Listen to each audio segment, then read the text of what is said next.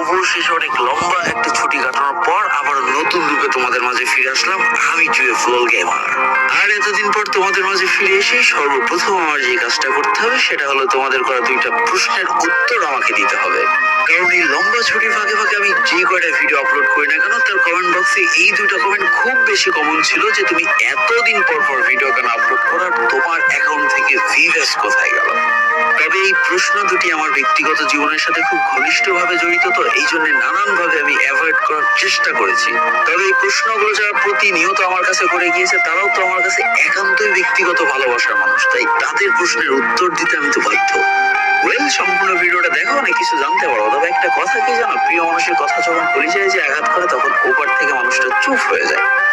তো বেশি ব্যাকপ্যাক না করে ছোট্ট একটা ইন্ট্রো দিয়ে আজকের ভিডিও শুরু করা যাক।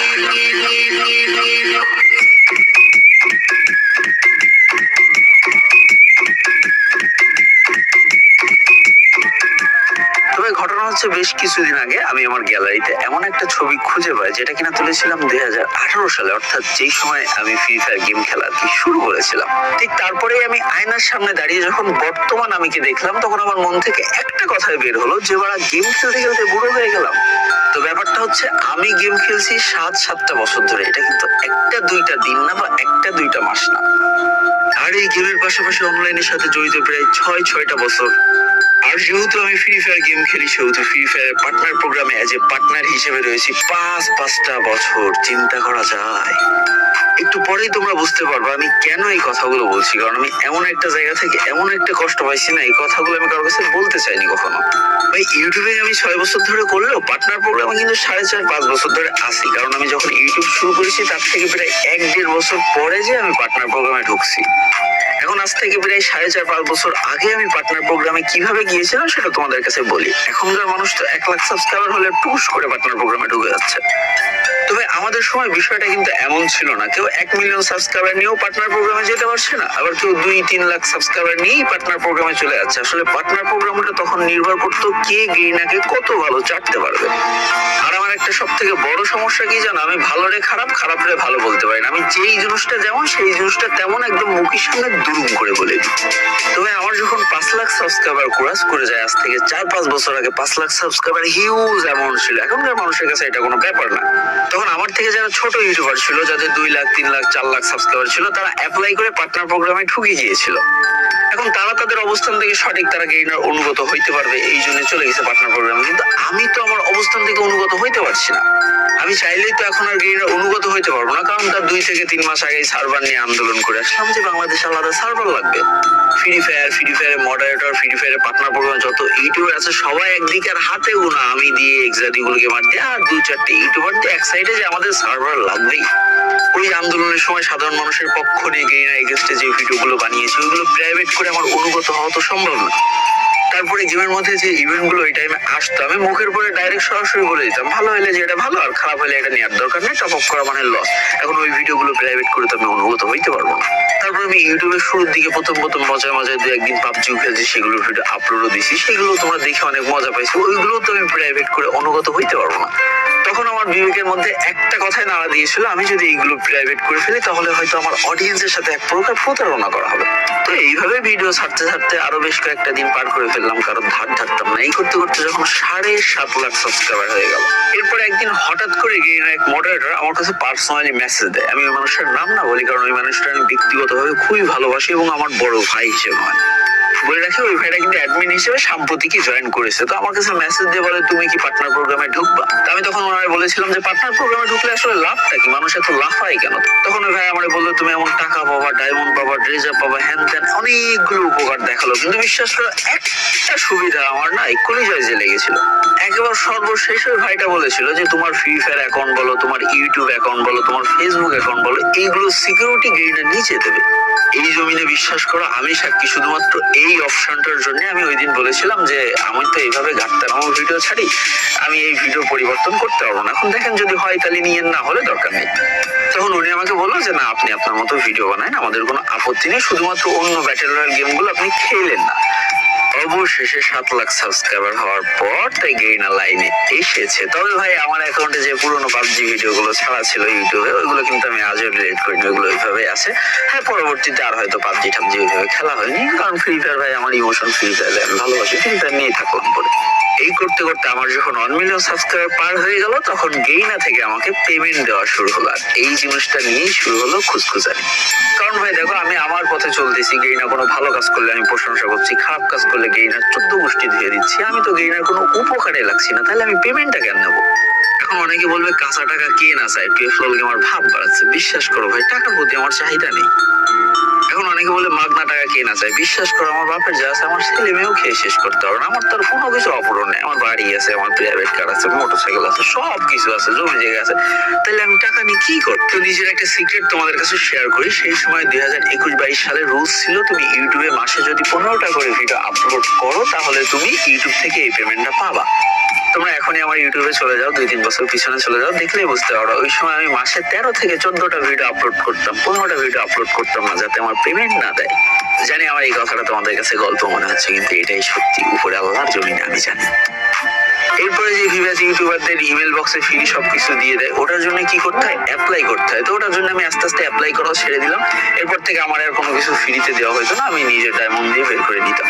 এখন এই করতে করতে আমি 2025 সালে চলে আসার সাথে সাথে আমার মাথার উপরে চতুর্দিক থেকে ঠাডা পড়েছে।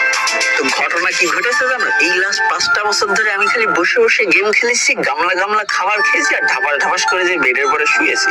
এখন ভাই এই যে 5টা বছর ধরে আমি খালি খাইছি, গেম খেলেছি আর ঘুমাইছি না, আমার শরীরে গেছে এক প্রকার জং ধরে। এর কারণে আমি গেছি অসুস্থ। একসময় আমি ছিলাম ভাই দেশি মোরগ, আর এখন হয়ে গেছি পোল্ট্রি মুরগি। যে আমি খুলনা ডিভিশনে 100 মিটার বলো, 400 মিটার বলো, আর 800 মিটারের দৌড় বল আমি ছিলাম চ্যাম্পিয়ন, সেই আমি এখন হাঁটতে গেলেও হাত লাগে আমার। এই যে আমার শরীরের যে অবনতি আর এই অসুস্থতার জন্য আমি আস্তে আস্তে ইউটিউব থেকে ইরেগুলার হওয়া শুরু করি, নিজের টাইম দেওয়া শুরু করি। তার উপরে 2025 সাল জুড়ে আমার উপরে খালি সাইবার অ্যাটাক হইতেই থাকে, হইতেই থাকে, হইতেই থাকে। তো সর্বপ্রথম আমার ফেসবুক পেজের উপরে সাইবার অ্যাটাকটা আসতে থাকে, একের পর এক ফেক স্ট্রাইক, একের পর এক কপিরাইট ক্লেম আসতে থাকে। এই করতে করতে আমার ফেসবুক পেজের মনিটাইজ সারা জীবনের জন্য ডিসেবল করে দেয়। এখান থেকে আমি আর কোনোদিন আর্নিং করতে পারবো না, অর্থাৎ আমার প্রায় 8 লাখের পেজ ফাও গেল। এর পরবর্তী অ্যাটাকটা হয় আমার টিকটক অ্যাকাউন্টের পরে। আমি যে ভিডিও ছাড়ি তাতেই কমিউনিটি গাইডলাইন স্ট্রাইক চলে আসে, আমি যে ভিডিও ছাড়ি তাতেই স্ট্রাইক চলে আসে, আমি যে ভিডিও ছাড়ি সেই ভিডিওরই মিউজিক উড়ে যায়।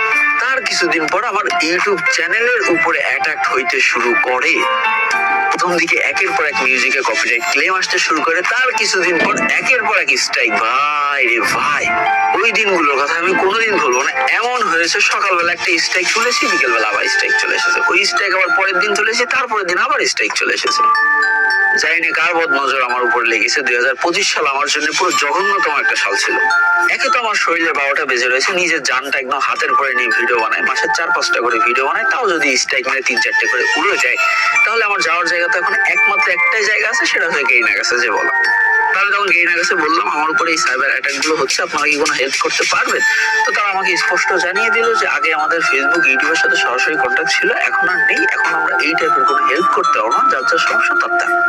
এই খালাম আর একবারই, যার জন্য করলাম চুরি সেই বললো চোর।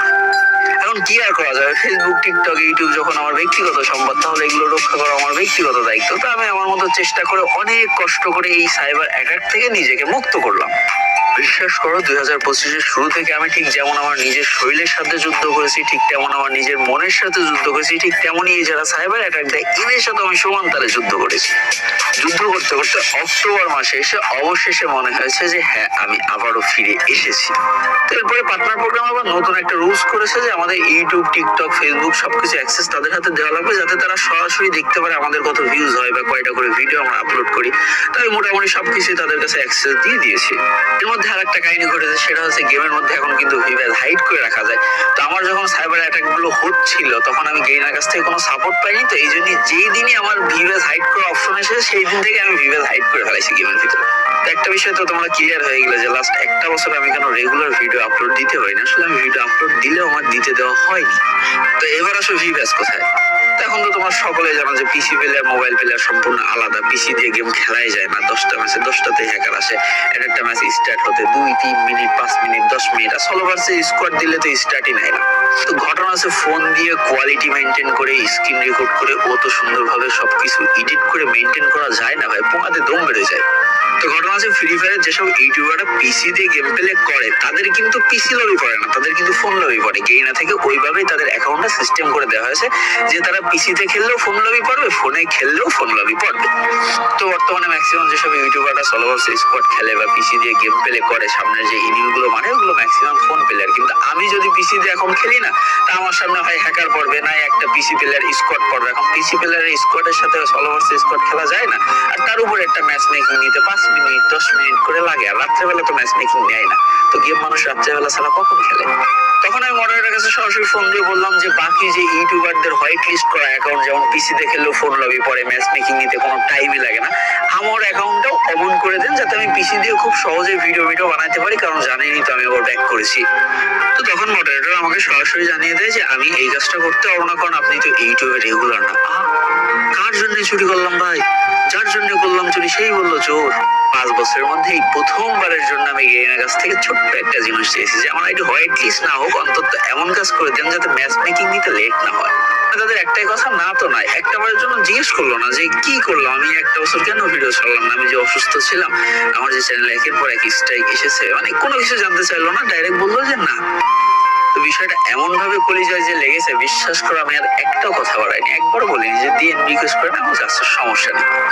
আগে পরে তো কত মানুষই এলো গেল, কোনো মানুষই বলতে পারবো না যে গেইনার কাছ থেকে কোনোদিন যে একটা ইভেন্ট নিছি, কোনো একটা ভালো ট্রেজার নিছি, কোনোদিন বলেছি যে আমার 50,000 ডায়মন্ড দাও, কোনোদিন বলেছি আমার 1 লাখ ডায়মন্ড দাও। তো ওই দিনকার পর থেকে মনটা এমন ভাবে ভেঙে গেছে। গেইনা যে নতুন নিয়ম করেছিল যে তোমার ফেসবুক, ইউটিউব, টিকটকের অ্যাক্সেস দিতে হবে যাতে তারা ভিডিও আর ভিউজ কাউন্ট করতে পারে, তো আমি সেই অ্যাক্সেস গুলো আস্তে করে তুলে নিয়েছি। তো এটার জন্য হয়তো তারা আমার অনলাইন অ্যাক্টিভিটিস গুলো দেখতে পারছে না, তার কারণে কিছুদিন যাবত আমার অ্যাকাউন্টে ভিউয়ার্স নেই। আর এতদিন ধরে ভিউয়ার্স ছিল না, তার কারণে হাইড করার যে অপশন ছিল আমি হাইড করে রেখে দিয়েছিলাম। এইখানে একটা টুইস্ট আছে, এটার মানে যে আমি পার্টনার প্রোগ্রামে নেই, বিষয়টা কিন্তু এমন না। আমি কিন্তু পার্টনার প্রোগ্রামে আছি, দেখতে পাচ্ছ প্রত্যেকটা গ্রুপে আছি, খুব সুন্দরভাবে অ্যাক্টিভ আছি, সবার সাথে কথাও হয়।